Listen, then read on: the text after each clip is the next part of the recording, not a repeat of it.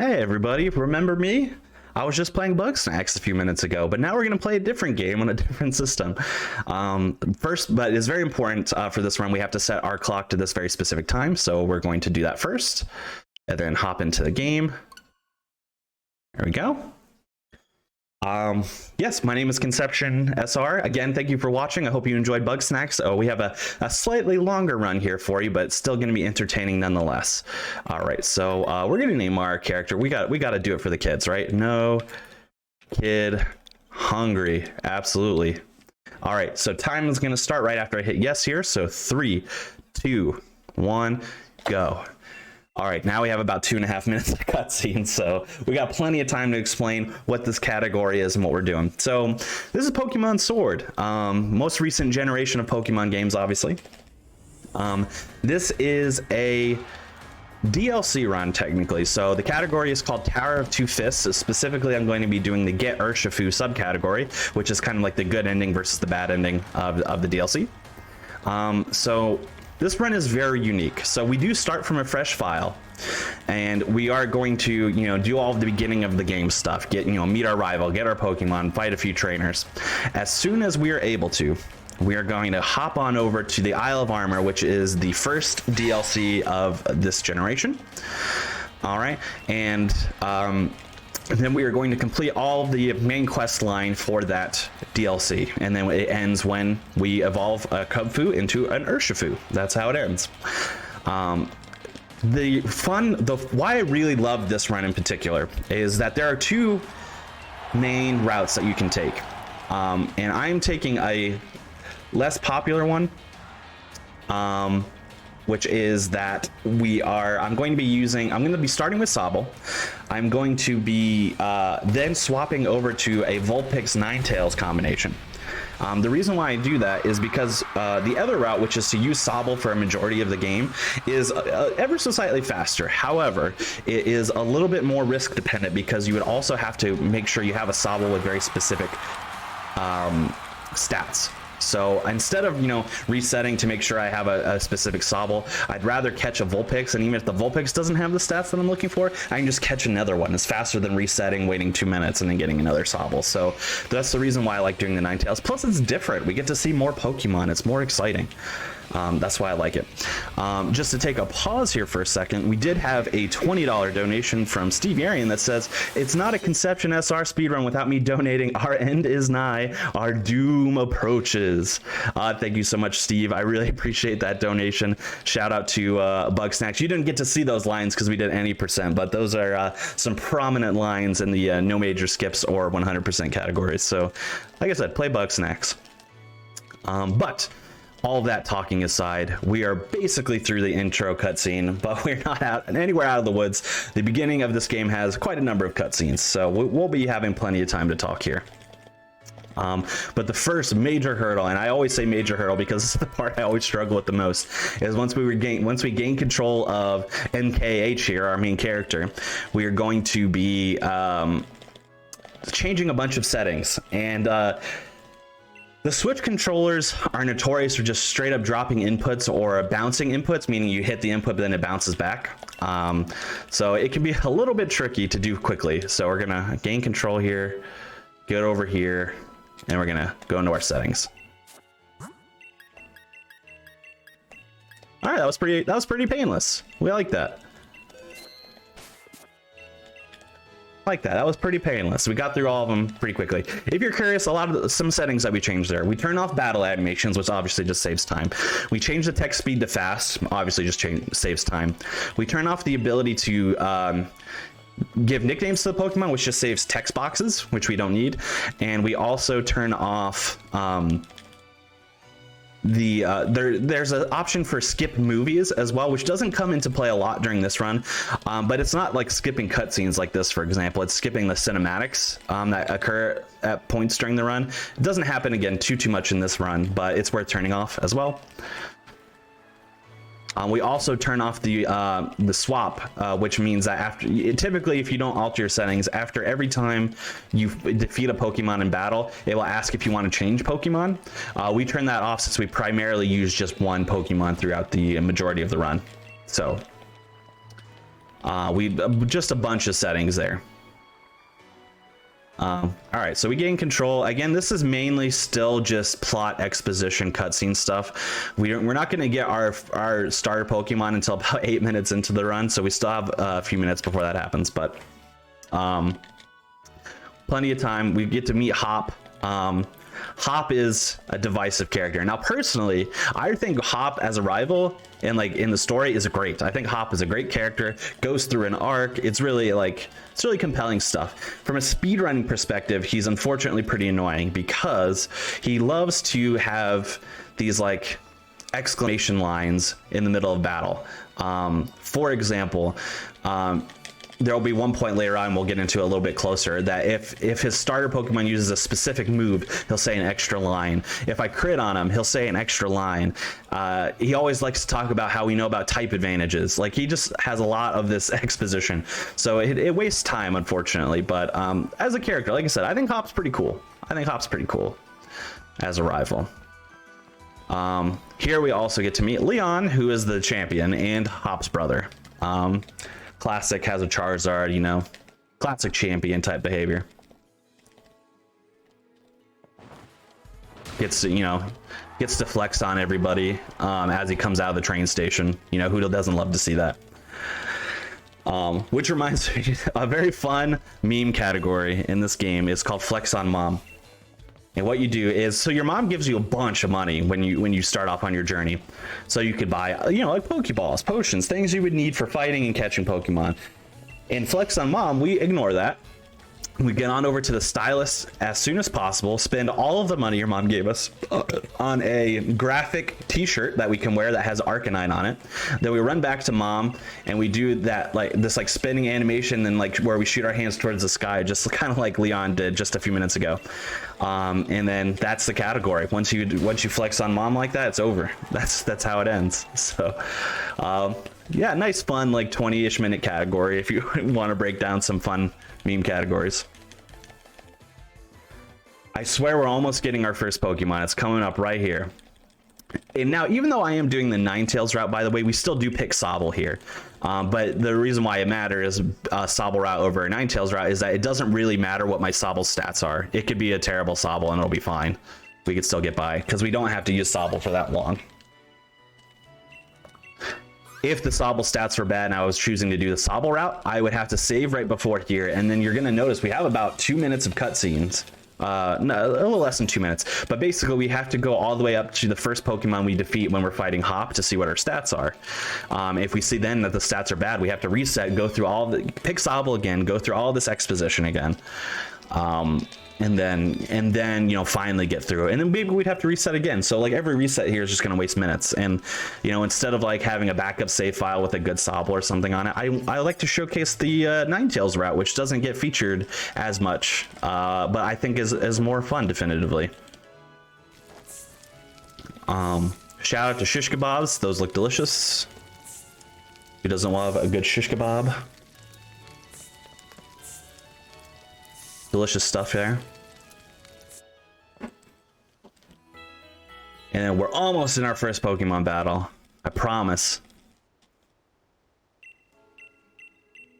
All right, one unique thing that I kind of skipped over here is that this generation does something a little bit different than past generations. So Hop, who is our rival, but he's also like our best friend, kind of. Usually the rival will pick the Pokemon that has the type advantage against you. However, in this generation, Hop takes the Pokemon that has weak advantage against you. So for example, we picked Sobble, he picked Scorbunny, and then the champion picked Grookey. So just a little interesting fact there. Hop, all right, so this is our first battle. Obviously, Hop has 2 Pokemon, throws out the Wooloo first, but none of them are of consequence. We really can't lose this fight, particularly. The only thing that can make this a little slow are unnecessary crits, of course, which is always slow in Pokemon. And if your attack is so bad that you can't 3-shot the Wooloo, then you can lose some time. I think we're fine. Yeah, we're fine. So we 3-shot the Wooloo, but your attack stat can be so bad that you might have to 4-shot it. All right, our special attack seems decent. Though the reason why I like to look at special attack is because we use Water Gun a little bit in the early game. If our special attack is good, we can save some time. But obviously now we have access to water gun, which makes the fight against Scorbunny relatively easy. Here's another one of these hop interjections that I always like to talk about. That one is guaranteed though, because we always use water gun there, so we always have type advantage. But if we had also crit, then you would also have a line there that said, wow, you hit me really hard, or something like that. I don't remember, I don't know the line. But something like that. But yeah, that's hop down. Pretty good.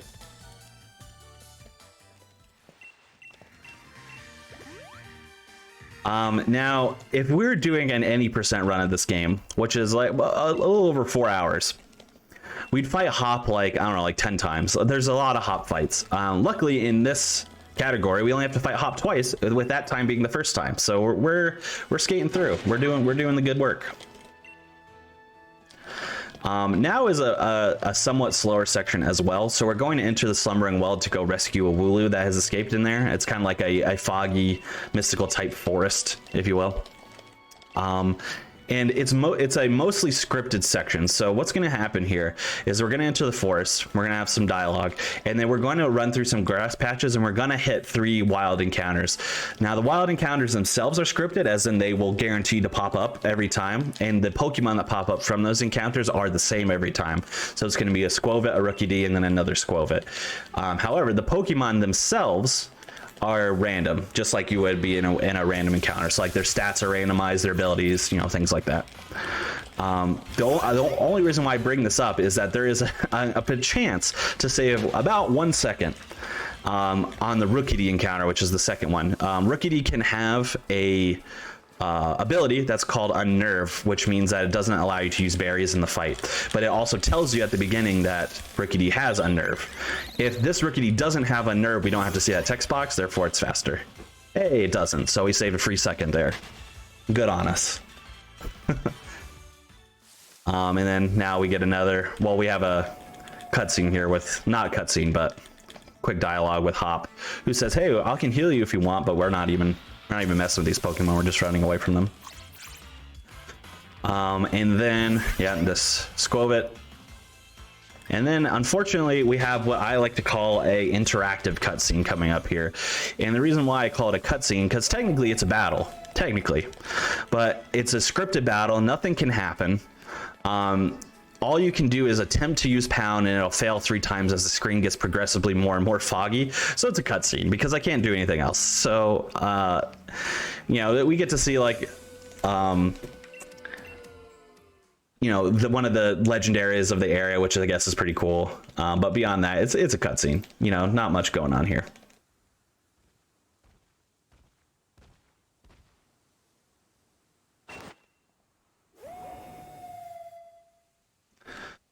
There we go.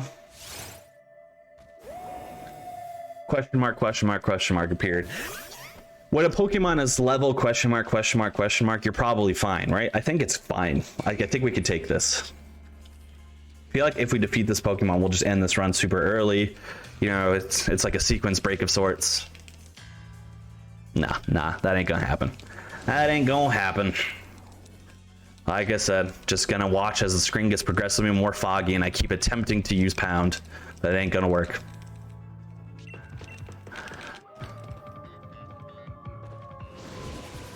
As this is a Pokemon run, and I always love to do this with my Pokemon runs, just to create some extra incentive for people to donate and things like that. I mean, the incentive alone is, you know, you donate to No Kids Hungry. This is a great organization that does terrific work. That's the incentive. But if you want even further incentive, feel free in the donations, no matter how much you can donate, whatever helps, you know.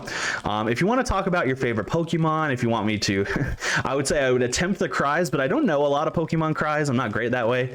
But if I know it, I can try it. Or you just want to shout out your Pokemon or donate its dex number or something like that, go ahead and do that in the donations. I'll be happy to read them out and shout them out. Shout out your favorite pokes for a good cause.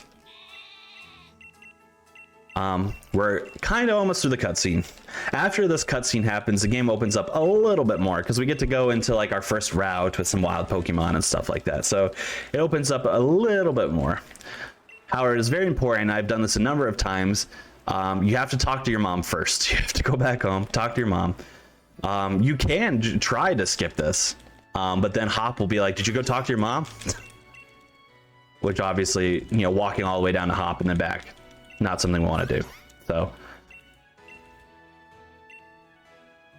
voila. All right.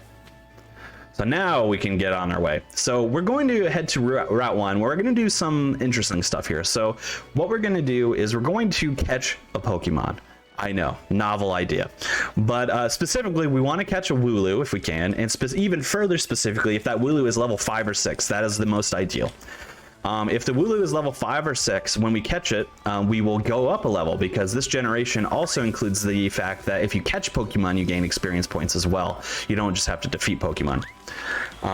We would hit level 8 early, basically. So that would be great for a couple fights coming up in the future. So let's see what Wooloo we got. Level 3. That's fine. We still have to catch a Pokemon regardless, even if we don't hit level 8. The reason why is because on Route 2, Leon will attempt to give us a catch tutorial, which we don't want. How we skip that is by catching a Pokemon before the tutorial is set to happen. The game reads that, says, oh, you know how to catch Pokemon, you don't need a tutorial. We skip that. Also, getting the experience is handy, even if it doesn't get us to level 8. Oh, did I really hit that Squovit? That Squovit like nicked me in the ankle. Yeah, fun stuff. I should mention as well, one thing that's really good, speedrunner friendly about this generation of games is obviously you can see the wild Pokemon in the grass, which is great. So you don't have to depend on things like repels and stuff, because you can just see them pop up, except when they nick you in the ankle like that and you still hit them randomly. That's not great, but you know, what can you do? So we're going to meet the professor of this region's assistant, Sonia. She's going to give us our Pokedex and stuff. So that's fun. Pokedex in this gen is an actual Pokemon. It's a Rotom, so that's cool. Also, shout outs to Yamper, cute little electric corgi Pokemon. I'm a big sucker for dog Pokemon. My favorite types of Pokemon. If I were a trainer IRL, I would want an all-dog team.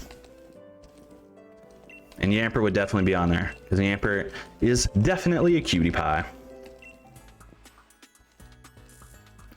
But yeah, we get our Pokedex here. It's just a cutscene. But after this, we'll regain control. We'll head back outside, and we're actually going to grab one kind of hidden item that will be potentially important, but not for a long time. So very cryptic, I know, but we'll get there.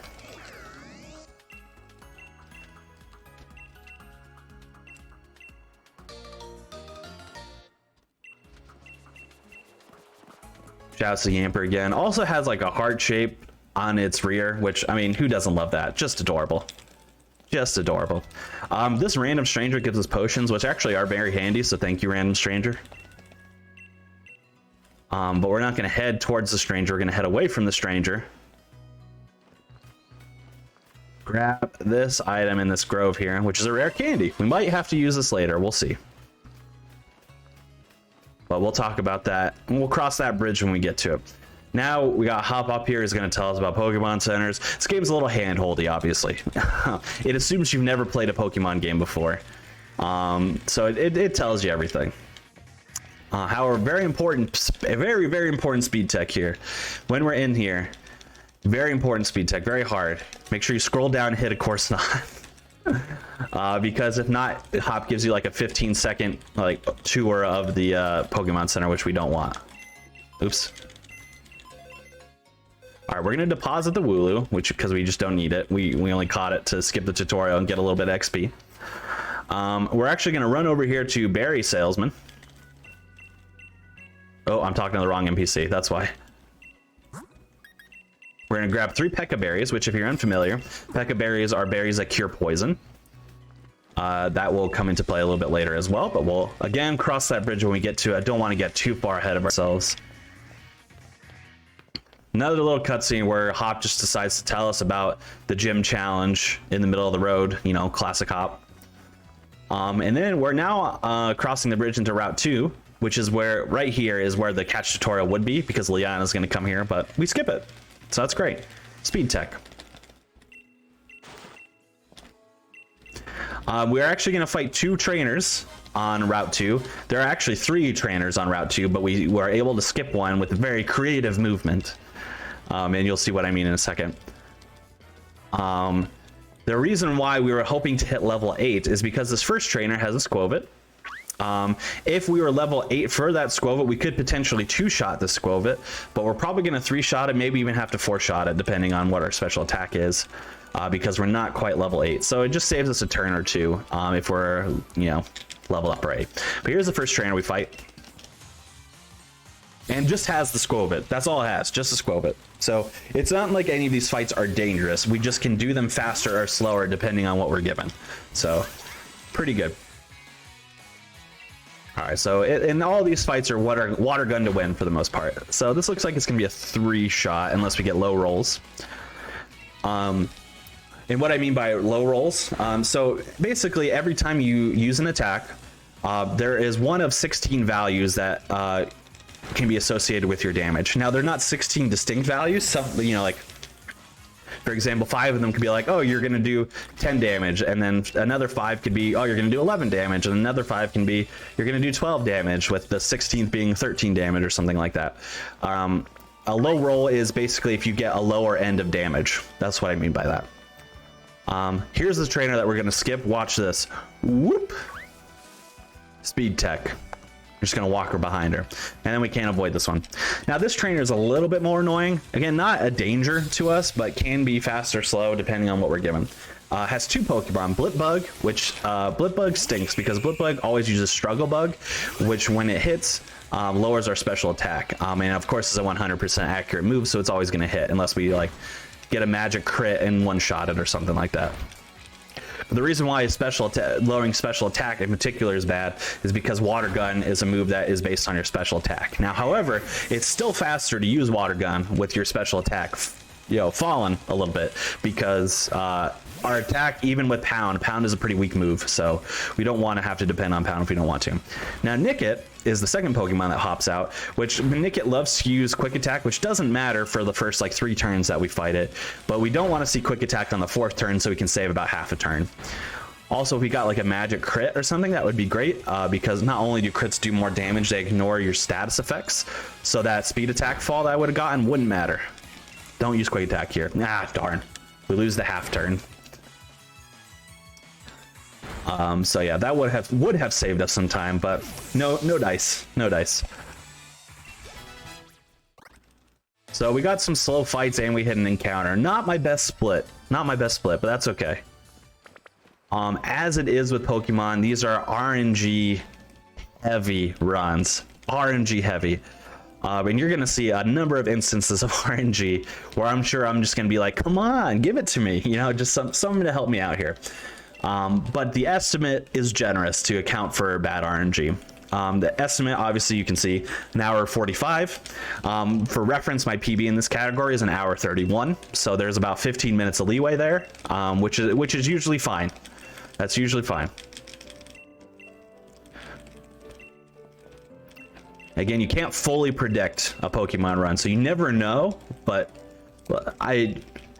yeah, that'll be fine. 15 minutes of leeway is usually very solid. This is the professor of the region, by the way, Magnolia. We talked to her a little bit. We're going to come out here and fight Hop for the second and last time, by the way. Oop, if I could talk to him, that'd be good. Oops. Waste some time by accidentally hitting no, I don't want to fight. Whoopsie daisy. That's the downside of matching A and B to get through text faster. If you match a little too long, you'll accidentally cancel out of some options. So not great. Hop fight, this is all pretty standard. Is Water Gun to win. Hop has 3 Pokemon this time. The Wooloo, the Scorbunny, adds a Rookidee at the end. Wooloo is fine. Wooloo is of no consequence unless we get like a useless crit or something like that. But like Wooloo can't do anything to us. We're gonna Water Gun to win. Usually takes 2 shots. This second shot, I for whatever reason, the second shot on the Wooloo, I oftentimes get a crit here, which is useless. And then if we do get a crit, Hop loves to talk about it, so it's a double time waster. Now Scorbunny is next. This is where it can get annoying. So Scorbunny, we're gonna 2-shot as well, again, unless we crit it or something. Score Bunny's gonna use one of two moves here, Tackle or Ember. We really want Tackle. If he uses Ember, Hop is gonna throw out an extra line. He used Ember, of course. Hop, don't you know we're trying to go fast for the kids? We're trying to go fast. But yeah, if he used Tackle, he wouldn't have that line about, you know, I don't know, our fire burns bright with blah, blah, blah, some anime line. Wouldn't have that. Yeah, no consequence to us unless like burns us or something, but even then, like the last practice run I did, I actually did get burned here, which is very unlikely. And it doesn't really affect anything beyond getting some extra text boxes, so doesn't happen. This rookie D always has Unnerve, unfortunately, so we don't have the chance to skip at that text box. But yeah, this fight went pretty much as it always goes, because for some reason I always get Ember. Like very rarely do I get Tackle on the Score Bunny, so that's pretty standard Hop 2 fight.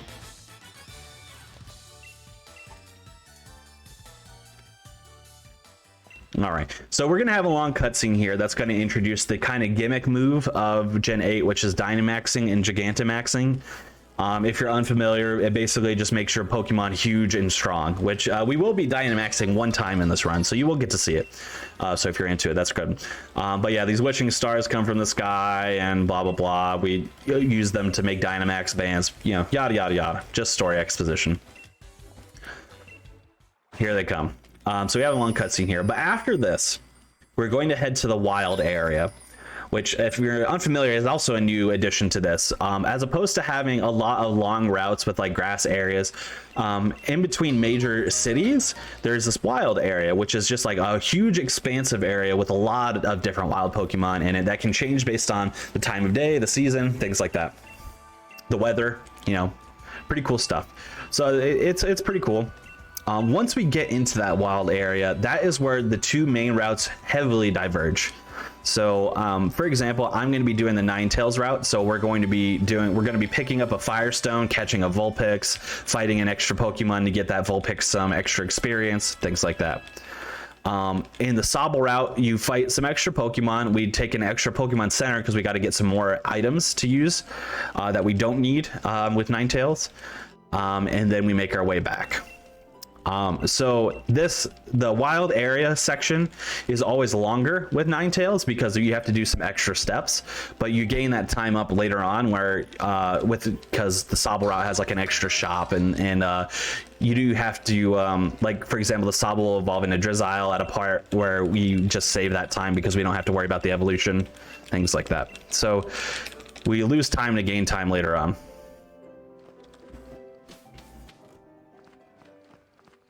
First, to get to the wild area, though, of course, we got to just make our way to the train station.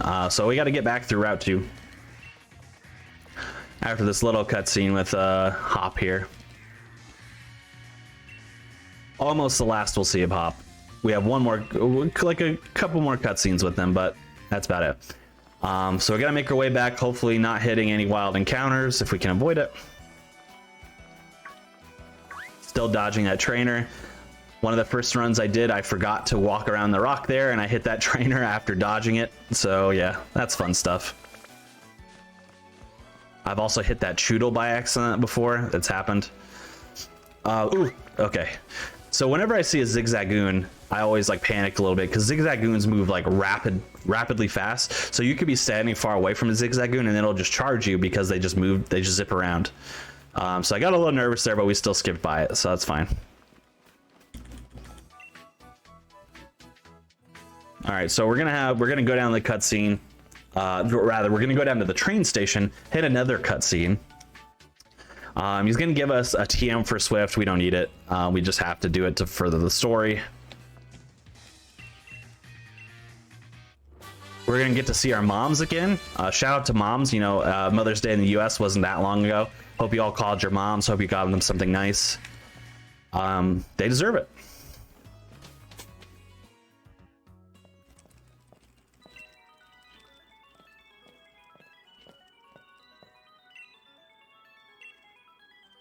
There are moms. Now, after this, we'll finally get on the train. We'll get to go to the wild area. We'll still have a little bit of a cutscene, but yeah, that's to be expected. The cutscenes really, you know, at least they get significantly fewer and fewer after we get access to movement in the wild area. We will still have some. I'm not going to say we won't have some. Later gens love cutscenes, but also shout out to this guy who I call Track Burns, who has train tracks shaved into his sideburns, and I can't imagine being as dedicated to a job as this guy. So shout out to Track Burns.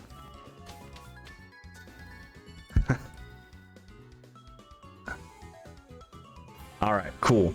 So here's the wild area. We got a little cutscene explaining what the wild area is, yada yada yada. Now, if you remember, at the very start of the run, I set my switch clock in date to a very specific time and date, and that does two things. One, it's gonna enable us to get a lot of Vulpix spawning around in the wild area, and two, it's going to make the weather drought, which when the weather is in drought, it ups the power of fire type moves. So you can see why that would be advantageous for us. Also, a cool addition to this gen is the Pokemon box link, which means that we can access our PC box wherever we are, which is great. So we don't have to go to a Pokemon Center to use the PC. Big shout out, big shout out. So like I said, these are where the two routes heavily diverge. Okay, so right from this first Pokemon. So what we're gonna do, we're gonna gain control and we're gonna run over to this Onix. If we were doing the Sobble route, we're wanting to defeat this Onix for experience. But because we're doing the Ninetales route, we actually want this Onix to kill us as fast as possible because we're going to utilize a Death Warp here. Now, whenever you want to die, of course, the Onix doesn't want to kill you, and whenever you want to kill it, it'll kill you first. Curse is not good. So the Onix has 4 moves, obviously, like most Pokemon do. 2 hurt you and 2 don't. Rock Slide is the one you want. Hit, please. Thank you. Rock Slide is the one you want because it can one-shot you. However, it's not a 100% accurate move. So even if Onix decides to use Rock Slide, it can still miss, which we don't love. But the other damaging move it has is Dragon's Breath, which is a 100% accurate move, but it doesn't kill you one shot. It takes 2 shots, unless it crits. But what happens is we die there. The NPC next to the train station was like, oh, looks like you're having a rough time. Do you want me to warp you to the gates of the next city? We say yes, not because we want to go in that city, but because we want to head over and cross this bridge over here. Once we cross this bridge and over to the other side, we're going to be picking up a Firestone, which if you remember, I'm doing the Ninetales route. You can imagine what we might use the Firestone for, rather. So here we go. We're going to bop up here.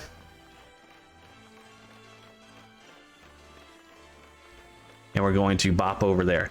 Afterwards, we're going to do another Death Warp on hopefully a Skorupi, but a Rhyhorn is fine. Just Rhyhorn has Scary Face and it can, do that. But while we're doing that and while we're Death Warping, we did have a few donations come through, which I'm going to read. First one is a $20 donation, again from Steve TV Online, that says, stop having runs, dude. I need to stop donating. Thank you so much for continuing to donate, Steve. I really appreciate it.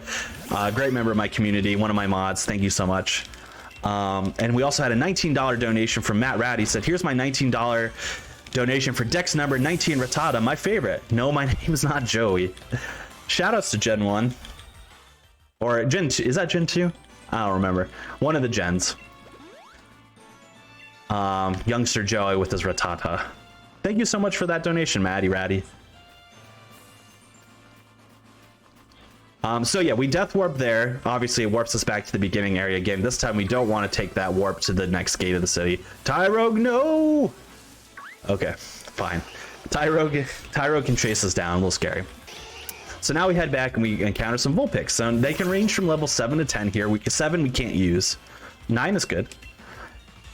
So we're going to catch this Vulpix. And then we need it to have some specific stats. Specifically, we want it to have good special attack and good speed. So for a level 9 Vulpix, what we're hoping to see is that it has at least 15 special attack and at least 17 speed. We can take 1 less of each of those, potentially. But if it has both of those, that's great. All right, so we got our Vulpix. Let's check its stats now. We're gonna go on our Pokemon. All right, so it has 16 and 16. That's fine, we can take that. Speed is a little slow. Speed is definitely the least important of the 2 stats that we need. Special attack is what we need because we're going to be using a lot of fire-based moves. But our special attack is good, so I like that. So this is the right Vulpix. But even if it wasn't, you can see there's Vulpix way around me. So like, this Vulpix stinks, that's fine. I'll just deposit and catch a new one. It saves a lot more time than resetting for better Sobble. All right, so now we got Ninetales up front. We need to get Ninetales a little bit more extra XP, which is fine because we're actually going to go fight a Ninjask over here that pops up. Ninjask is a very fast but bug Pokemon, so we can take it out relatively quickly. Especially if our special attack is good, we might be able to two-shot it since we're level 9. More often than not, you have to three-shot it, but let's see what we get. Alright, looks like we can two-shot it, which is good. Ninjask gets the speed boost, which doesn't matter. It's faster than us by default anyway. Ooh, please don't kill me, actually. Okay, fine. Okay, we're alright. We are going to have to heal, but that's fine. Useless crit. Who doesn't love that extra crit box? You know what I mean?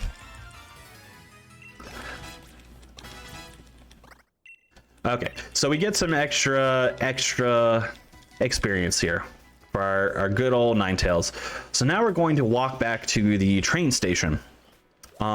We're going to do something that is also a new addition to Gen 8, which is very, very handy for speedrunning. So we're actually going to take the train back to Wedgehurst, which was the previous town before we hit the wild area here. And we're going to go to the Pokemon Center. On the left side of the Pokemon Center is a person that can teach your Pokemon moves. Now, before, you know, a move teacher in a Pokemon game would be able to teach moves that your Pokemon has already learned. In this generation, however, it will teach you moves for the Pokemon from its entire move pool, regardless of whether you've learned the move already or not, which is great. So that means we basically have access to Ninetales' entire move pool from level 1 to 100, and we can just choose the 4 best moves that are beneficial for the run. So that's very handy. We're going to go do that. So we're going to run over to this Pokemon Center, and we're going to go teach our Ninetales some moves.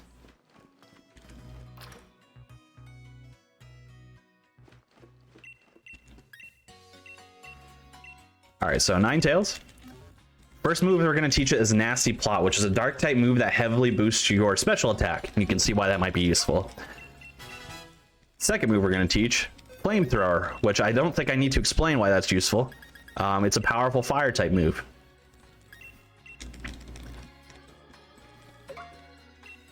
Third move we're going to teach is Safeguard, which is a move. It's a normal type move, but when you use it, basically it makes it so that you have 5 turns where you cannot have your status change. Meaning like you can't get poisoned, you can't get confused and stuff like that. So you can see why that might be useful for certain fights. And then Fire Blast, which is another just heavily big power fire type move. There we go. Now we got our customized Ninetales.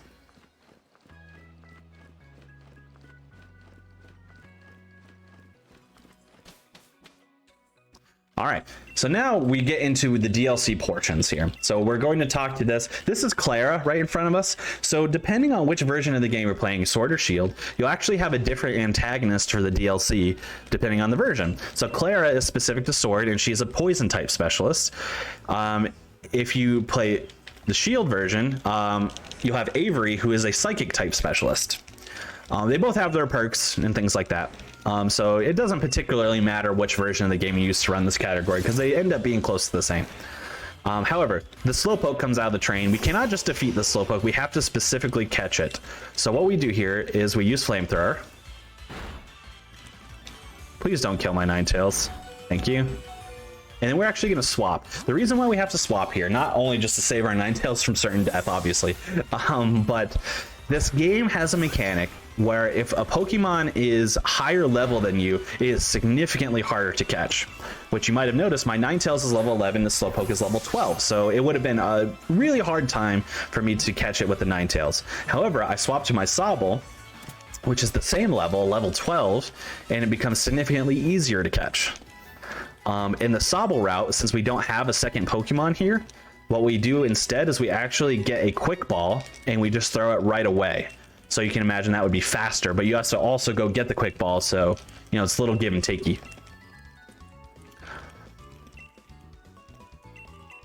All right, and then we finally will be heading on over to the Isle of Armor, the DLC section.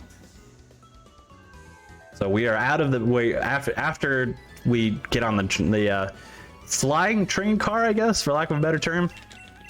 We will be heading on to the Isle of Armor. So we are out of the base game. Great stuff.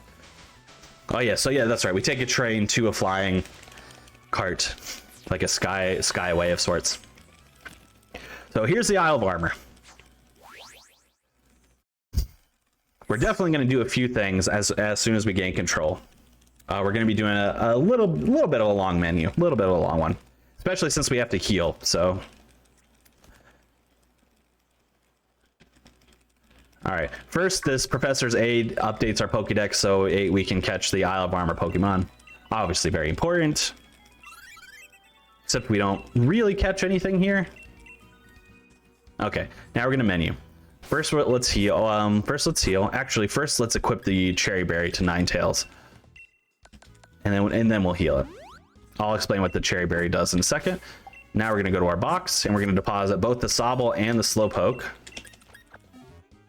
And then we're going to go over here to a cutscene. So yeah, I equipped the Cherry Berry. Cherry Berry is a berry that heals paralysis, which will not matter. We're actually going to fight Clara here in a second, which doesn't. So this doesn't matter for Clara.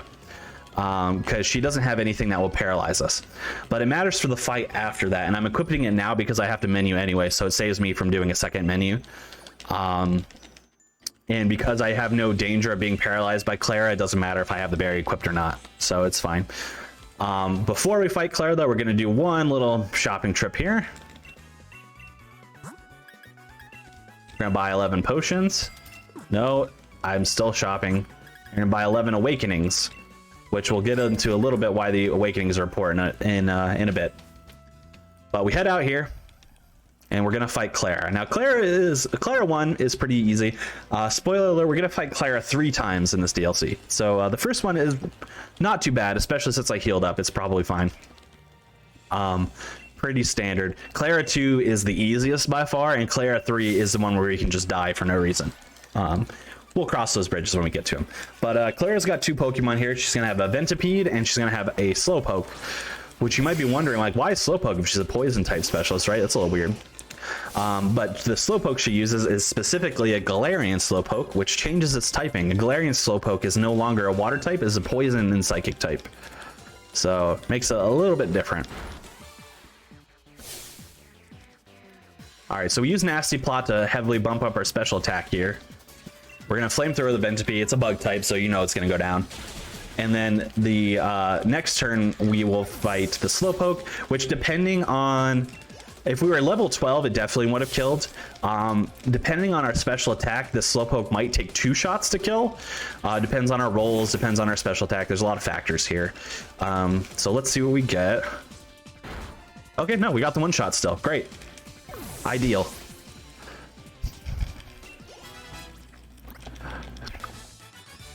And that's Clara 1 down. Easy as pie.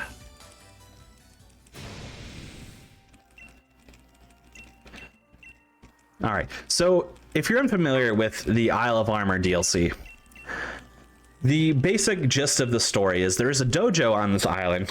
We're going to enter into the dojo and take on its challenges. There's gonna be 3 challenges. And once we complete those 3 challenges, we'll gain access to what is called the secret armor of the island. I won't spoil what that is yet because it'll come up later on. But we will need that secret armor of the island to complete the main quest line. So we'll get there. For now, we're just going to do some walking. Unfortunately, as we get close to this bridge, there's going to be another NPC who's going to tell us about Alolan Diglets popping up all over the island. He wants you to find them all. There's 150 on the island. I don't have time for that, so I ain't going to do it, but I'm sure somebody has. I don't really know what... I don't even know what he gives you if you do it. Like, I don't know what the reward is. Hopefully it's something significant. Cool. All right, so now we cross the bridge. Get another cutscene with Clara and the wife of the dojo leader. And the dojo leader is a very fun character. Well, first of all, the dojo leader's name is Mustard. Who doesn't love that? And just wait till you see him. I always like to point out his character model here because it's very, very fun.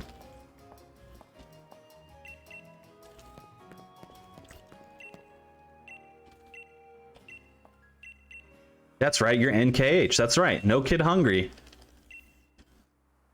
Don't forget, get those donations in. I'm sure we got a lot of excellent incentives and bid wars and everything going on for the rest of the marathon. I've been thoroughly enjoying this event, so hopefully you can get your donations in, help meet those incentives, and help feed some kids. I mean, such a great cause. Don't forget about our unofficial incentive for donating towards your Dex number Pokemon. I'm happy to shout them out. Just throw them on my way. All right, so we're gonna head in here and we're gonna meet Mustard. Also, by the way, we get a free heal here. So there's a lot of free heals, which is great. You might have noticed we got a free heal before we fought Hop the second time. The Death Warps give us a free heal, obviously. We get a lot of free heals. Right, so right now we're at full health, even though I was weakened after the Clara fight, so.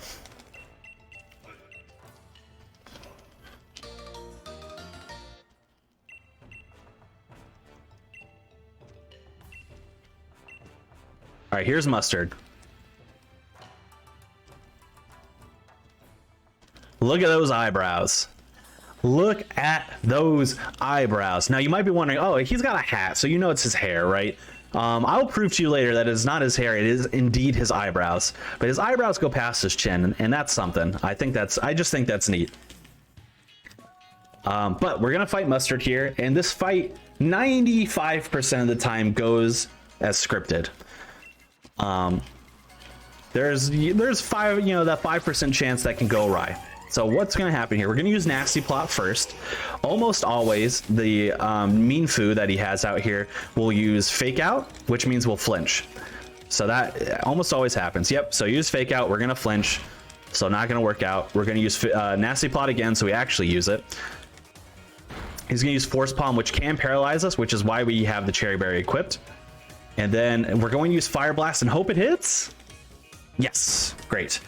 So Fire Blast, obviously a very powerful fire type move, but it's not 100% accurate. I believe it's 85 or 80% accurate. So it could easily have missed there. But now that Mean Foo is dead, we don't really have a problem anymore. This Shinx is not an issue. We've Nasty Plotted. We're actually going to go up and Flamethrower, which is 100% accurate, and it will be taken care of. So this is exactly how the fight is supposed to go. But some things can go awry. Weirdly enough, Mustard is not locked into that moveset he does. That's just his most likely combination. So sometimes he'll use different moves, and you're just like, whoa, why? Who's this Mustard? But also, it goes awry if you miss the Fire Blast. You'll just die after. Now, luckily, we die. Since Ninetales is our only Pokemon, we white out. We end up right back in the dojo. So it doesn't waste a lot of time beyond what you just lost from dying itself. So it's not the end of the world. But yeah, we don't want to deal with that. So we get some nifty dojo clothes. We actually have the option to change out of them, but it's slower to do so. So we're gonna stick with the dojo clothes.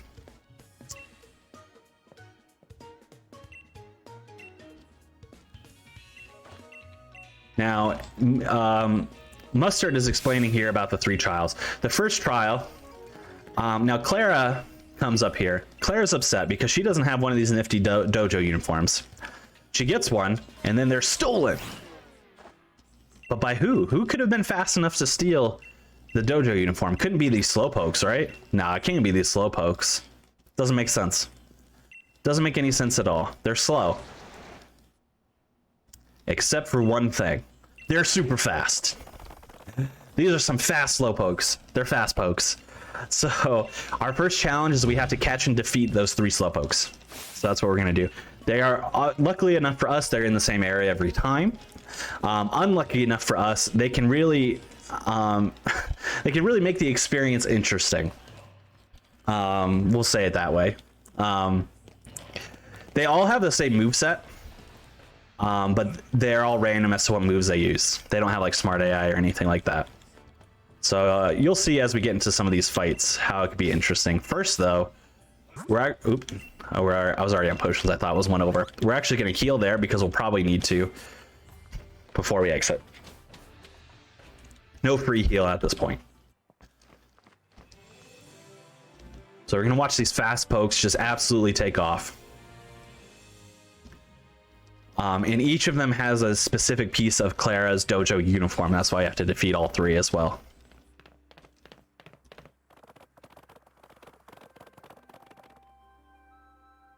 All right, so this is again a wild divergence of the path. Obviously, we're using Ninetales over Sobble and the other route, but the Sobble route will actually do a shop there. There's actually a berry shop person that's right outside there next to the little farm area. So you buy some berries, you pick up an extra move over here, a TM, which is actually right next to that log straight ahead of us. You teach that move, and then you also, not in this, after this fight, after the second one, you would evolve. So there's a lot more slowness with the Sobble route here, whereas Ninetales, we just go right to the source.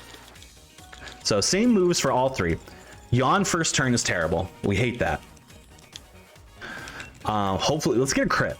Can we crit? Can we please crit? No, can't be so lucky.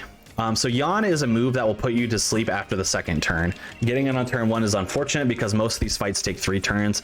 Getting Disable is also very unfortunate because now we have to depend on Fire Blast. So this Slowpoke did all of the trolls, basically. Put us to sleep.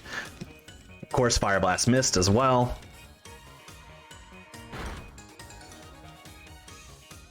Great. So that was a pretty slow one, unfortunately. The fastest it can be is 2 turns if we get a crit, but most of them take 3 turns if they go according to plan. But that was awful. So we got the Dojo Jacket, 1 piece down. We're gonna run over here. You can see that second one in the distance. I saw you, Choodle. I've run into Pokemon there that blend in with the environment, so luckily that wasn't the case. All right, Slowpoke number 2. Let's see if we can get a little bit more lucky this time. All right, so nasty plot. Acid first turn is fine. That's fine with me. Acid, yeah, turn 2 is fine. Just don't use Disable, and then this will be. Oh, we got the crit! Yeah, that's fast. Let's go. You don't get these crits very often. That's as fast as it can go. All right, one more Slowpoke, which is just down this way. That Drapion we're passing by right now, that's going to come in handy in a little bit.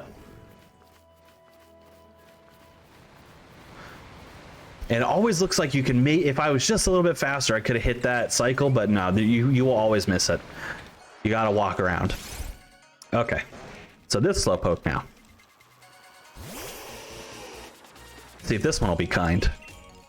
Disable turn 1 is fine, because it disables the move you used previously, but turn 1, obviously we haven't used one, so that's great. Just don't use Disable on turn 3, and we're fine.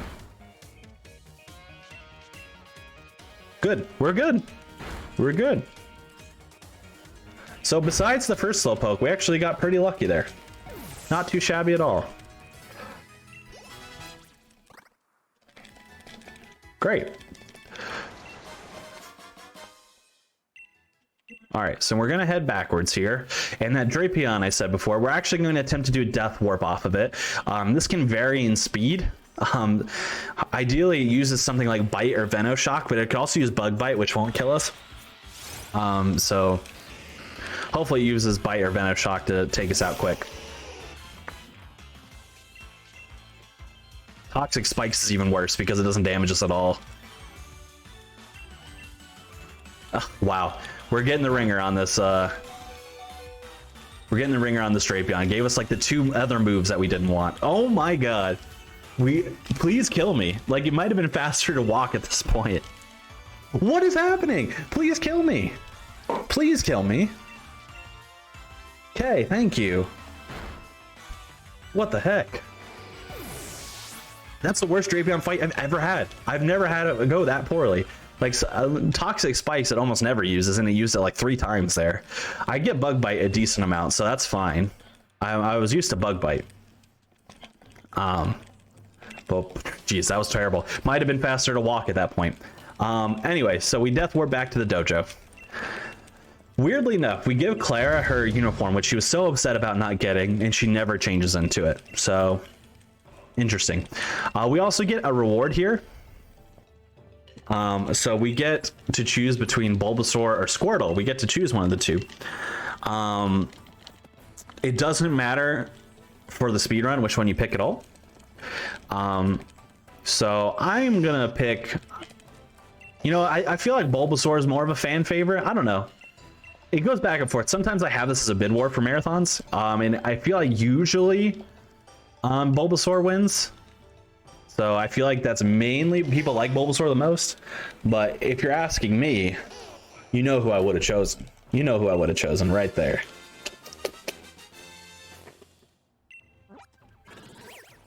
But like I said, it doesn't matter at all for the speedrun. Doesn't matter in the slightest. One thing that I like that this game does, and it might have been done in a few previous generations, is whenever you have a choice of Pokemon like this, you don't just like see the Pokeball sitting on the table for the rest of eternity just getting ignored. They always have another destination for the other Pokemon. So for example, when we were picking our starter Pokemon, we got Sobble, our rival got Scorbunny, and then Leon was like, well, you're not going to go to Wasteland Grookey, you're going to come with me. So that one got used. Now the Squirtle is going to run off with Honey, Mustard's wife, and live with her and be with her. So you know that they still have good lives after. Isn't that sweet? I think that's nice. Okay, so we're gonna menu here. We're gonna equip the Pekka Berry, which will be important for later. We're gonna go into our Pokemon box and deposit this Bulbasaur because we don't need it.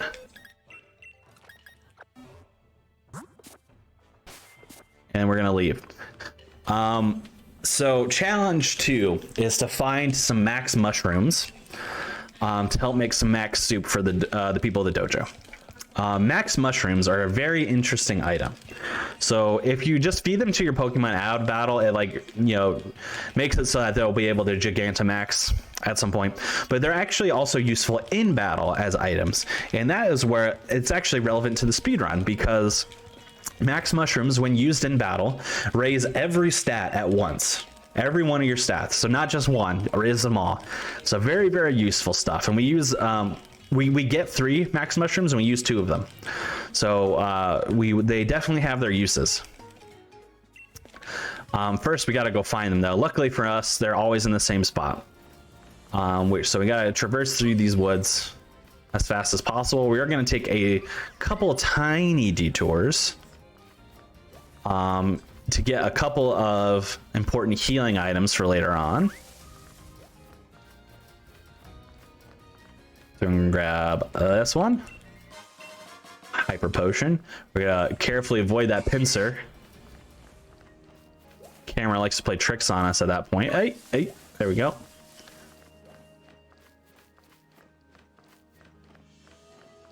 Walk across these bridges.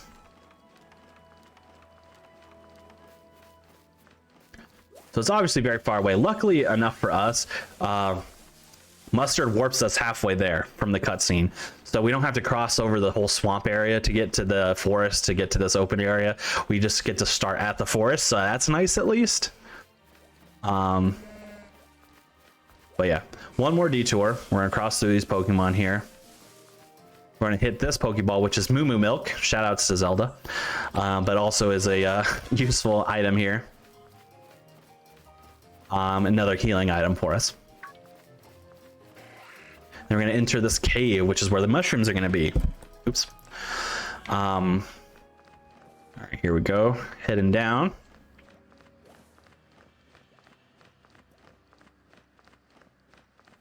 Grab these max mushrooms. And then we're going to enter into a cutscene. And this is actually the Clara 2 fight. And this fight is free. And I don't even say that like, oh, it's mostly free, almost nothing can happen. Like, it's free. It's free to the point that we actually have to stall to take more damage because we're going to death warp after. So it's like uber free. We actually hope to get crit on to expedite it a little bit. So she's got 3 Pokemon. She sends out Slowpoke the first time. because we have to stall a little bit, we're actually going to use Safeguard here. And that is because Slowpoke loves to spam Confusion. And we do not want to get confused. So we Safeguard first. And for the rest of the turn, we're just going to keep buffing up our special attack while we take damage here.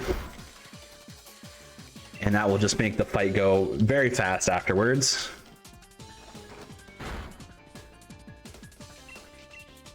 Let's see. Is this going to be the last one we take? Yeah, I'm not going to risk 13. I think I could die at 13 technically with like a high roll, so I'm not going to risk that.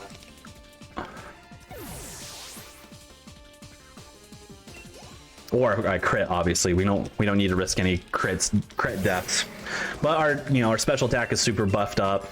We're just gonna skate through here. So she has a coughing now, by coughing. Her Ventipede has evolved into a Whirlipede, which is what's coming out next.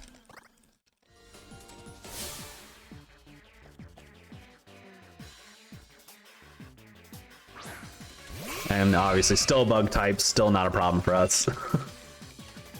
Bye. There we go.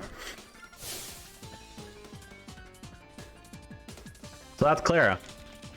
Told you. Free as can be. Now the unfortunate thing is our health is a little high, so this Death Warp can take some time depending on what we get. So what we're going to look for here is actually a Sandshrew, because it has the most damaging moves. It could take us out quickest. Now I usually get lucky, so after this little mushroom cutscene, and we're going to be on the phone for a second, almost always, for whatever reason, just to my left there will be a Sandshrew there. I don't know why, but it's like the one piece of luck I always get. So let's see. Nope, didn't get it this time though, but trust me, it's there. Oh geez.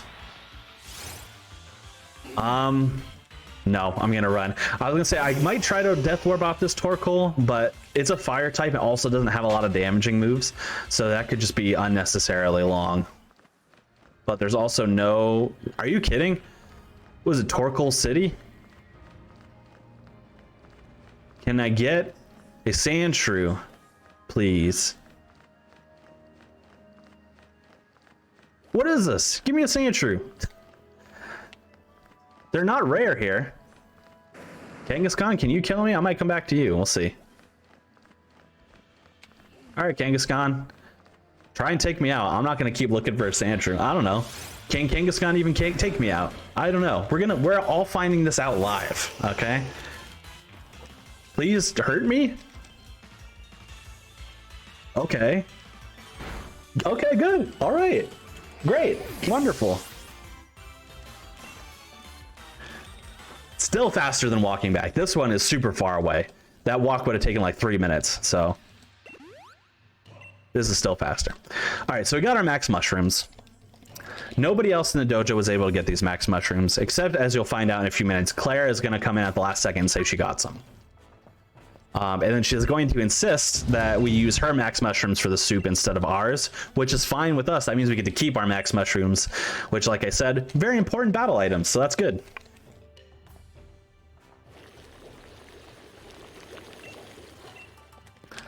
But geez, these two Death Warps that I've had have not been good. That's wild. Luckily enough for us, the Onyx Death Warp and the Rhyhorn Death Warp we took earlier were both very fast, so I can't complain. Those usually are the ones that troll me, and I usually get these ones fast, so it's just a little reverse action this time.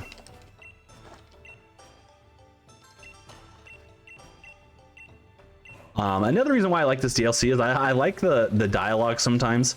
Like you're about to see, that's the max mushroom soup, max soup. You'll see we're gonna eat the soup. Ready? Wow, we feel Dynamax energy with us? And then Mustard's like, no, you don't. That's not how this works. You're not a Pokemon. You don't feel nothing. You just have some nice soup.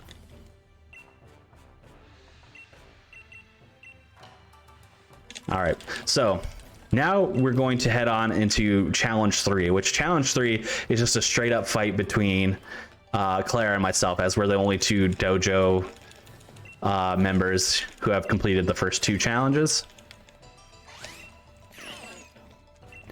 So we're just going to have a fight. This will be our 3rd and last fight with Clara, and this is by far the worst. It's usually free. It's usually free. One thing that can happen that can ruin this fight is her Slowbro.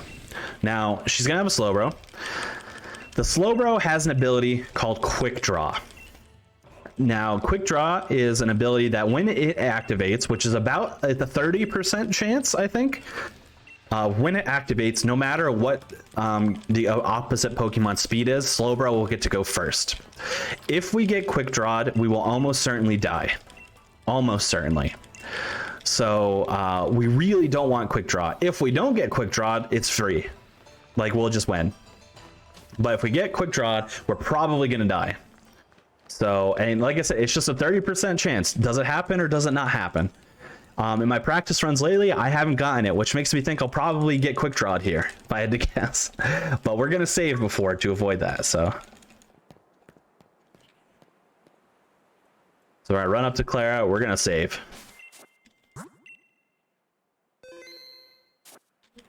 Great.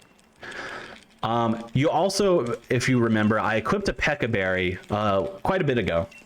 And if you remember, oops, I accidentally hit no by mashing too much again. Whoops. So we get to see that dialogue sequence again. If you remember, Pekka Berries cure poison. And that is important for this fight specifically because Clara tries to cheat this fight a little bit. So we're going to go into the fight and she'll be like, oh, coincidentally, there are just toxic spikes all over the ground. Whoops. So like when you start the fight, you're supposed to start poisoned. But because we have the Pekka Berry equipped, we'll heal our poison right away, which is very good.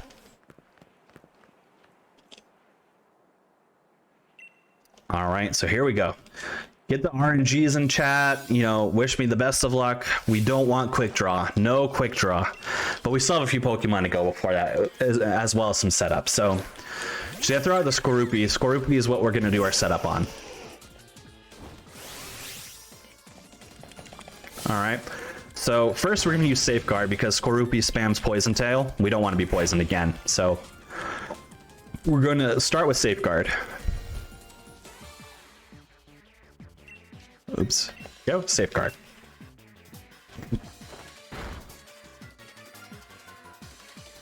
Okay, great. So now we're going to go into our bag. We're going to use our max mushrooms, which is great. We're going to go back in our moves. We're going to buff up our Nasty Plot a little bit more. Nasty Plot, so buff up our special attack a little bit more. We're actually going to heal after this as well. So let's, we're going to get our Hyper Potion here. This is just for safety. I probably didn't need to heal there, but if we got crit, we would be dead. Nasty Plot again. And we're finally gonna, since Safeguard is gone, we're gonna land our hit now. Boom. So Skorupi is down.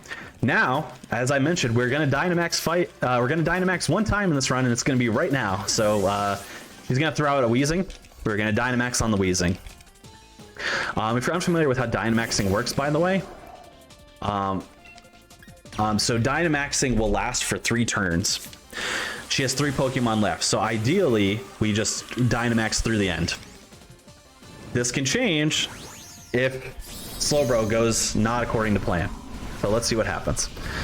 But I do love this. So we have this like epic moment. Look at this. We have giant Ninetales now, right? And then here's what's gonna happen. Dink. Little anticlimactic. But so we use Max Flare, which creates Drought. That's another thing. Because we're so big, our moves create like weather effects in the battle, which creates Drought, boosts up fire type moves. So Max Flare here again. Whirlipede is nothing. Bye. All right, here it is. Slowbro. No Quick Draw. Come on. Come on, no Quick Draw. Please. Please. Please no Quick Draw. Please no Quick Draw. Please no Quick Draw. Come on. Yes. Yes. Thank God. We would know right before we would know before she Dynamaxed her Slowbro if it got Quick Draw. The one time that I did this run and it went over estimate, I had to do this clarify 4 times because I got Quick Draw 3 times. Which, like I said, is 30%, so it's not like it's super likely. But yeah, I got Quick Draw 3 times, which just cost me all kinds of time. But nope. Bye, Slowbro. We got through it. And that's the Clara 3 fight. Scariest part in the run by far.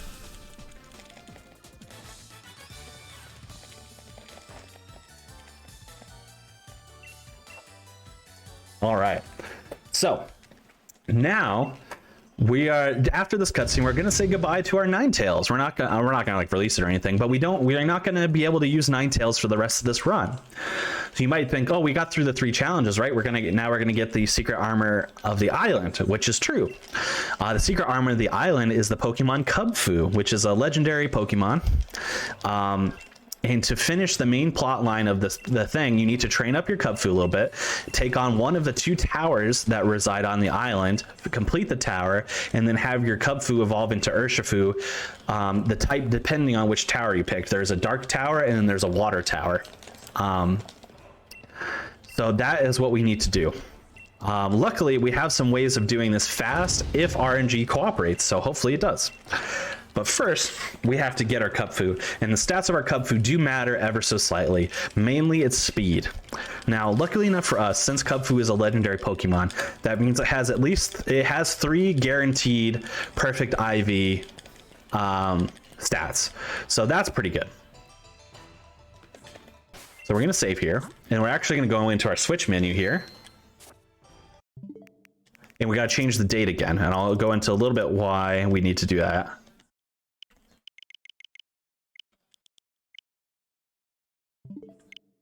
Okay, so now we talked to Mustard is going to give us the Cubfu. I need to change the date here because we need to make it foggy and dark outside. That's very important because this will create a specific spawn. What we're going to be training on with Cubfu, because we got to get him up fast. We can't just be grinding on wild Pokemon willy-nilly. We got to get him up fast so we can, it's a speed run. We need to go quick. So what we're going to be training on is Blisseys. Blisseys will pop up in these foggy weather at nighttime. So that's why we changed the clock in time to what we need it to. This is entirely RNG dependent as to how fast it will go because Blisseys are a 2% spawn rate. Now they're a 2% spawn rate at any given spot, so it's not like, you know, you have 2% chance of it popping up in the entire area or something like that. It's at any given spot, so like it's not as bad as it sounds, but it's still pretty bad. So hopefully our Cubfu is runnable here. The reason why, if it's not, then I'll have to reload, but let's see. We need at least 20 speed. Oops. Nope, it's not runnable. Wow, that's very rare. It's very rare to not have a runnable Cubfu. So we get to experience that cutscene again. It can happen, it can happen. But you need at least 20 speed. 19 speed is not going to cut it. And I'll go into a little bit more as to why in a bit. But yeah, 19 speed is not going to cut it. So we get to get the Cubfu again.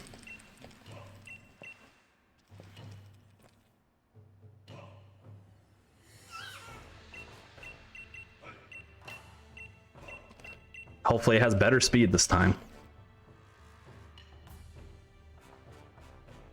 And like 19 speed is like basically the worst. I think you can get as low as 18 actually, but I don't know if I've ever seen 18. Like the barrier for 20 speed is not a hard one to hit. It can be up to 24 speed. So like the fact that I didn't get it is very unlucky. But you know, marathon luck, am I right? All right, so here we go.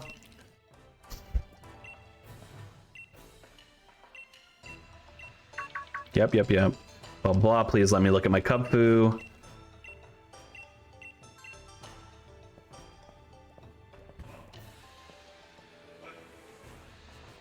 All right, be better this time, please. Yeah, that's what we like. So bye, Ninetales. Now we're gonna roll with Cubfu. All right, so now Blisseys.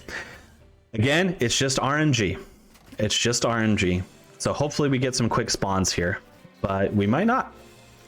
I tend to have some of the worst luck I've seen of other people who run this category. I just tend to not get Blisseys as often as people do. I don't know why. I just have some terrible Blissey luck, I guess. So we kind of just did one pop there? No, okay. We kind of just circle this area. Hopefully one of them pops. Like I said, it's 2% at any given spot. So like, for example, there's like 4 spots in that grass area. There's like 6 spots in this one. Hey, there's one. Now you'll see why Blisseys are important here. Hopefully, if I don't die. If this is a high level Blissey, this is going to be a little bit of a problem. It's the highest level it can be. Hopefully we survive. It's all just dependent on what Blissey decides to use here. Luckily, it's been good so far.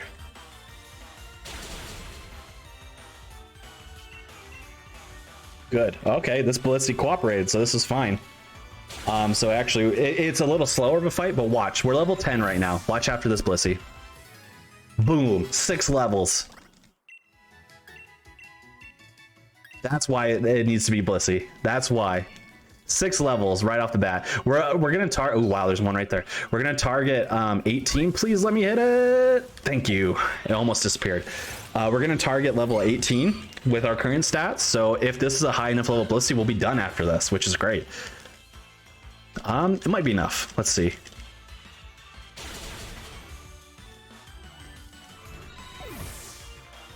Let me see. Ugh, nope, we gotta get one more. If it was a level 13, it would have been 5. So hopefully, oh, wow. No. Did we get it? Yeah. Oh man.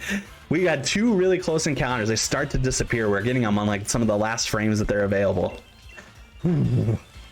Nerve-wracking. But this was pretty fast. I really can't complain. This is some of the faster Blissey luck I've had, which is great, especially since we had to reset for Cub Food, so. Yeah, we're over-leveled now, but that's fine. Over-leveled over under-leveled. Okay, we're good now, so we don't need to do any more training. So one other thing that we have to do to be able to progress the story is not only train Cubfu up high enough that he can take on this tower, but we also have to bond with the Cubfu, which means we have to increase its friendship level.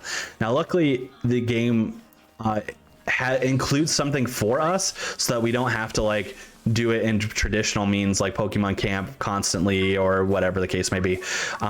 There are certain like viewpoints that we can go walk to that will increase our friendship with our Cubfu dramatically. We got to hit 3 of them and our friendship level will be high enough for Mustard to let us attempt one of the towers. So here's the first one. And the idea is kind of we bond over just like looking out at the scenery. Now, this cave is kind of cool looking, but I don't know. If I went in this cave, I don't know if I'd just stare at it and bond with whoever I was with, but, you know, whatever. It's fine, I guess. It's okay. It's an okay cave. Let's head on over to the second point now. And the second point is quite a bit away. We have to traverse the swamp, the forest, and then go all the way up the stairs in the next area. So it's a little bit lengthy. Bouffalantes are the worst for this reason. Bouffalant, why have you done this? Actually, you know what? I don't think I said this out loud, but for every non-intended encounter, I'm donating $5. So I think that we are up to $15 or $20 now. I think it's I think it's 20. I'll round it to 20. More money for the charity. So good stuff. Good stuff.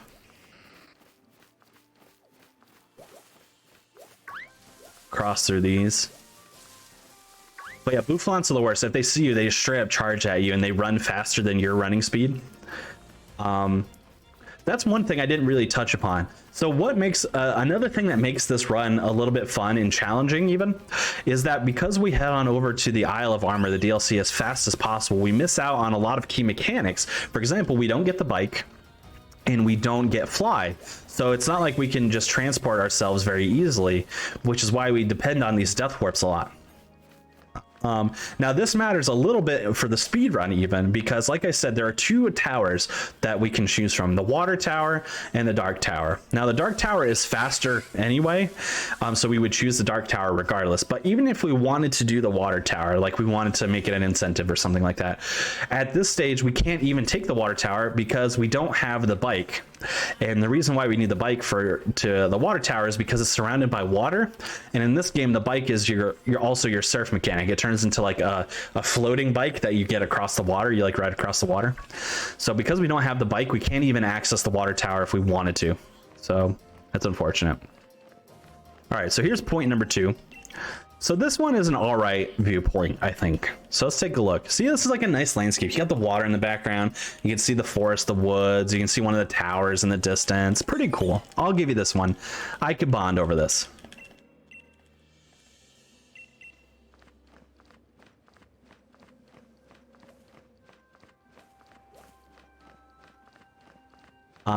Now we're going to head on over to the third one, which is actually through the same cave that we got our max mushrooms for earlier.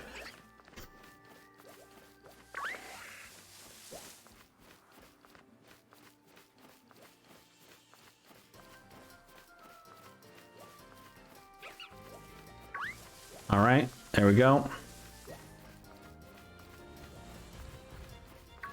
We're gonna head through the cave. Again, we're just dodging encounters here. We don't need any of this. And then we're going to head to the third bonding point. Now, I'm sorry. Oh, there you are, Stand True. Where were you a little bit ago? I'm sorry. This third bonding point, it's terrible looking. We're gonna look at it and you're gonna be like, how can anyone bond over this? Like, it's literally a vast wasteland of nothing. Ready? Check this out. Wow, look at this beautiful view. It's a foggy, smoky desert where you can see nothing. How am I gonna bond on that? Come on now.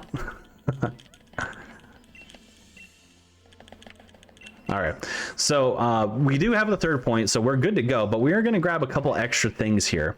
We're gonna grab 2 items specifically that'll be helpful to us. We're gonna grab this rocky helmet, which will come into play a little bit later. That Rhyperior is also important, but we'll have to double back. We're gonna grab this TR over here for reversal. So the tower is very cool. We have some really cool speed strats for it. Now, you'll notice when we get to the tower after this, that it's going to suggest that we are level 30 for the tower. We're level 18, so we're obviously not level 30. But we get around this by doing some really fun strats. First, we need to do a death warp though. So we're gonna death warp out of this Rhyperior.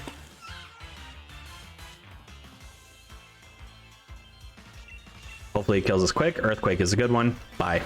All right. So the strategies that we use,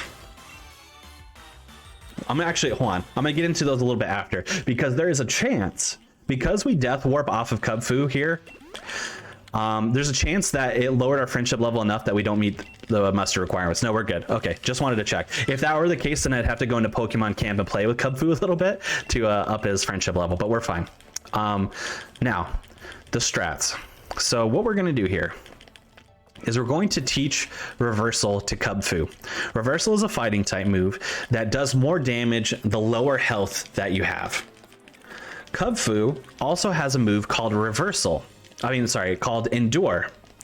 Endure is a move that will make Kubfu survive with 1 HP if it were meant to die on that move. So what we do a lot of times in this tower is we combine those 2 things. We will take damage on purpose. We'll use Endure to survive with 1 HP, and then we will use Reversal on the Pokemon because at 1 HP, Reversal does its maximum amount of damage because we have the lowest possible health. So it's a cool, fun little strat. So let's go in and teach it. We're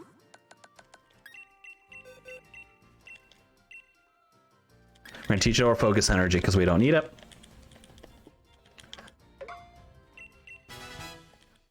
And then we also utilize another really cool strategy, but I'm going to save that one. Don't do it, Bouffalant. All right, cool. I was worried that Bouffalant was going to charge us again.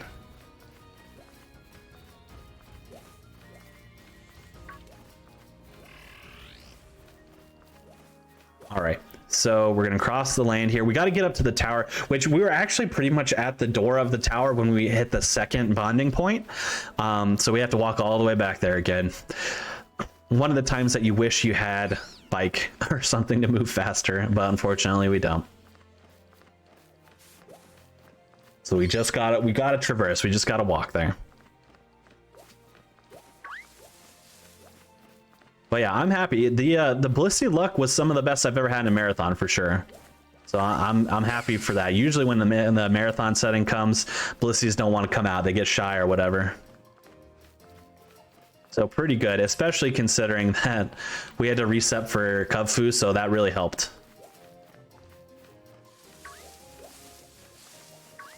All right.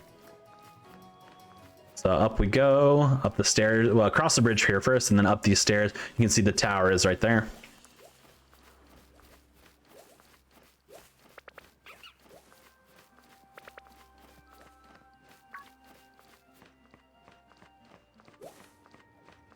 Oh, we could have also grinded on Chanseys, but Chanseys give you a little bit less experience than Blisseys, obviously since Blissey is the evolved version of Chansey, so. But Chanseys would have been fine as well, so wouldn't have been a big deal. All right, up to the tower.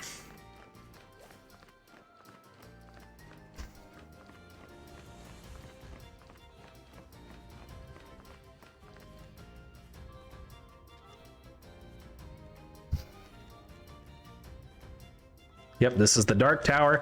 So based on which tower you choose, by the way, it will alter the type of the Urshifu that you get at the end. So because we choose the Dark Tower, we will be getting a Dark and Fighting type Urshifu.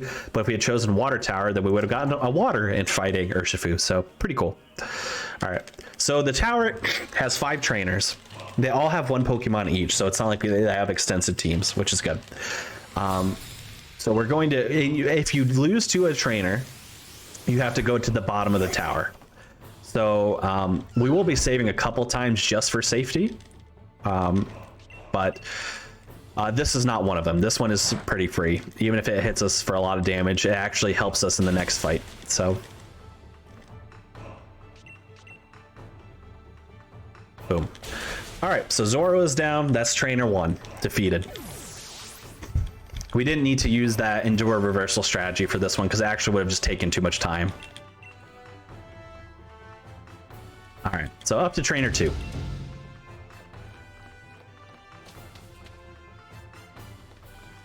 So now we're going to utilize this strategy, but I think our health is a little, I gotta look at our health again, but I think it's a little high, so we're gonna have to do a stall, which is fine. So if our health was a bit lower, we could use just straight up use Endure, then Reversal, but I think we're gonna have to use Leer once first, which is, it's not a big deal, waste 1 turn. It happens almost always. Yeah, our health is too high. All right, so Leer, take 1 hit here. Now we'll use Endure because we would probably die on the next hit. Yep. And then Reversal. And this is exactly why speed matters the most for Cub Fu, because we need to make sure we outspeed all these Pokemon, or else this Endure Reversal strategy doesn't work. Because if we are slower, then we won't get Reversal off in time. We'll just die because we'll have 1 HP. So it's important. All right, so great. We are at 1 HP. Actually, we're a little high. I'm gonna save here just for absolute super safety, but it should be fine. I'm gonna just use Reversal here. The reason why I'm gonna save is because we leveled up, we actually have a little bit more than 1 HP. We have like 3 or 4, I think. So there is a chance that it doesn't do enough damage because we have a little bit more health, but we also are higher level, so our attack stat is just higher by default. So let's see. Yep, that is why I saved. I'm glad I did. So we're gonna have to use Endure and then Reversal. That's fine though. That's fine. I'm really glad I saved there. Because that then I would have to do the first trainer all over again, so no thanks.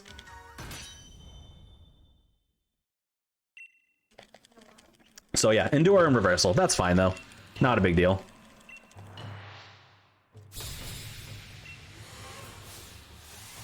All right.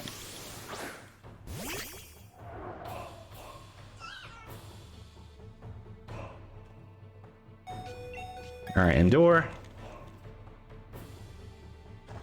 So we survive with 1 HP. And Reversal. Now we should kill the EK. Boom. There you go. See, that's how much it matters though. We had 3 HP and it didn't do enough damage, but 1 HP does enough damage. So That's what makes this strategy really cool, in my opinion. It's just you just have to utilize a lot of unique things, and you get thrown into a variety of different situations. It's really cool. All right, so we're going to do this. We're actually going to use this Oranberry for 10 HP, and then we're going to heal for 20 more. And I am going to save here again, just for safety's sake.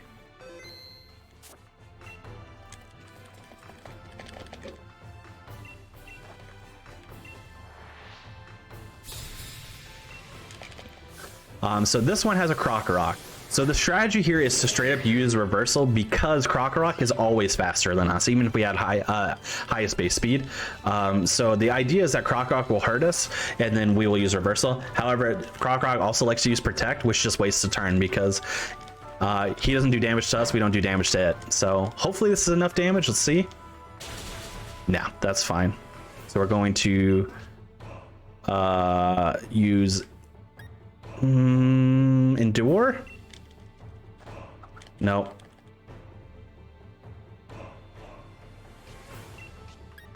Let's see. Are we just dead here? Yeah. Okay. So we got unfortunate luck there.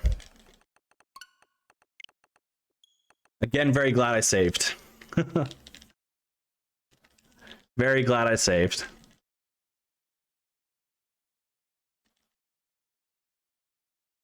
So what we're going to have to do if that happens again is we'll actually, instead of using Endure, we'll actually just have to heal to survive one more attack, which is fine. Not the end of the world. But yeah, this is more trouble than the tower usually gives me. Usually I can skate right through this tower, so. But, you know, marathon luck.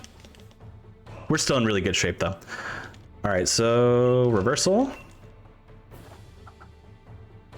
You'll love to use protect again. Thank you for that. All right, so this should do more damage to us. Yeah, so this should be fine now. Yeah, the reason why that last turn went worse, the first fight with this Krokorok went worse, is because he used Assurance and not Sand Tomb. So Assurance does a little bit less damage, which means that we do less damage in turn to the Krokorok. But because he used Sand Tomb that time, Sand Tomb does more damage, which means we were weakened more, which means we could take it out. All right, here's the last trainer, which is dun dun dun Mustard. But we need to do a few things first. So we're gonna heal to full. And we're also going to equip the Rocky Helmet. Now, if you're unfamiliar, and we're also gonna save, because even if we do everything right, we could still die here. Now, the Rocky Helmet is an item when equipped. If you're hit with a physical move, you will do damage right back to the other Pokemon. So we're going to utilize a very fun strategy here. So first turn, we're going to use Max Mushrooms to bump our stats. Mustard's Kung-Fu will almost always use a physical attacking move. So we'll use Max Mushrooms. We'll get hit for a lot of damage. That's fine. Second turn, we'll use Endure. Hopefully, Kung-Fu will then use another attacking move there. And then we'll be surviving with 1 HP. Kung-Fu, meanwhile, will have taken 2 different damage routes from the Rocky Helmet, and then we will hit it with reversal to finish it out. So very cool stuff. All right, so first, Max Mushrooms.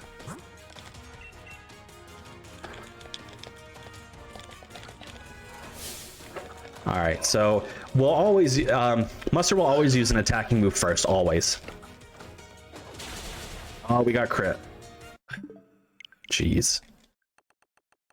The luck I'm getting. That's why you save, because one, we can get crit on and just die. It doesn't matter. Because it ignores our Max Mushroom at that point. That's exactly why we save. And now I get to point out this fun thing. So remember how I talked all the way back when we first saw Mustard that these are definitely his eyebrows? I didn't point this out the first time because I was explaining it, what we do for the strategy. Well, check this out. So he's gonna throw off his little bowler hat. And now he's got Super Saiyan eyebrows. Those are definitely his eyebrows. See, I told you. Look at that. Okay, so let's try this again. Hopefully not get crit on this time.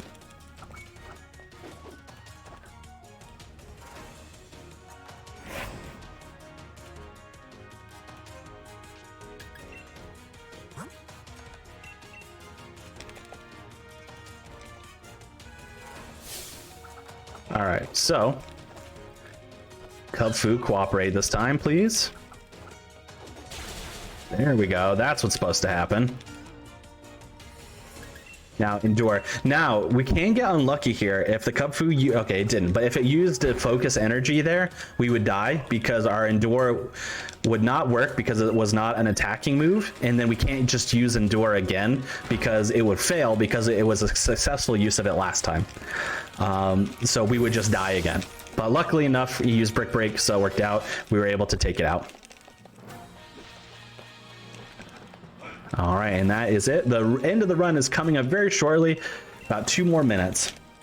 So, yeah, geez, we lost 4 minutes in that tower, just for reference. 3 minutes and 40 seconds, but still, we got trolled a bunch in that tower. But that's, you know, that's why we pad the estimate. You never know. All right, so now we just have this cutscene here. We need to walk to the banner that's behind Mustard, and the Cub Fu will read the banner and evolve it to Urshifu.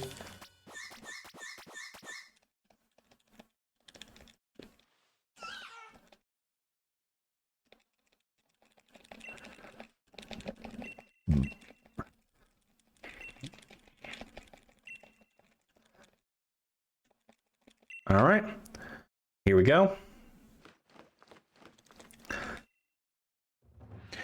And this is, like I said, this is the good ending. You want your Cub Fu to evolve into Urshifu. If you want the bad ending, which is called Don't Get Urshifu, what you do is you get the Cub Fu, and then you straight up release it. You just release the Cub Fu right away.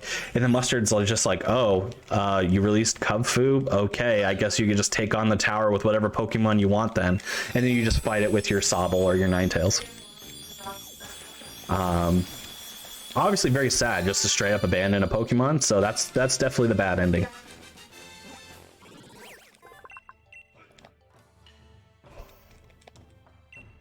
All right, so that's our Urshifu there. All right, and time is coming up very shortly. We just have to get through this last cutscene.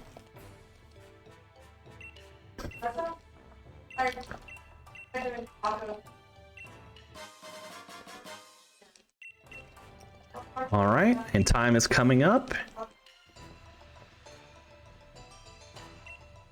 And time. And there you go. That is the Tower of 2/5 speedrun. You can see our Urshifu there. Thank you so much for watching. I appreciate it. If you stuck around for both of my runs, Bugsnax before this and this one, thank you very, very much. I just wanted to take the time to thank everyone involved with Speed Gaming and this No Kids Hungry event. Such an amazing cause, and they're doing so much behind the scenes to make this event run just as smoothly as it has been. So I can't thank them enough for not only having me, but for dedicating their time to making such an incredible event. So thank you so much for having me and being there and being yourselves. I appreciate it. If you're interested in running this game, this run, or any game, you're just gonna go ahead and go into speedrun.com and search the Pokemon game of your choice. If you're looking for this run specifically, this is actually in the category extensions of Sword and Shield, and then you can find a whole bunch of guides there, access to the Discords, which are broken up by system and gen, so you can figure out, you know, ask questions, get whatever it is that you need. We'll be there to help you out. And then, like I said before, if you like speedruns of the Bugsnax or Pokemon or just fun variety, come on by twitch.tv/ConceptionSR. Be glad to have you. We're a great open community. And yeah, we would just love to see some new faces. So other than that, thank you so much for having me, and enjoy the rest of the marathon.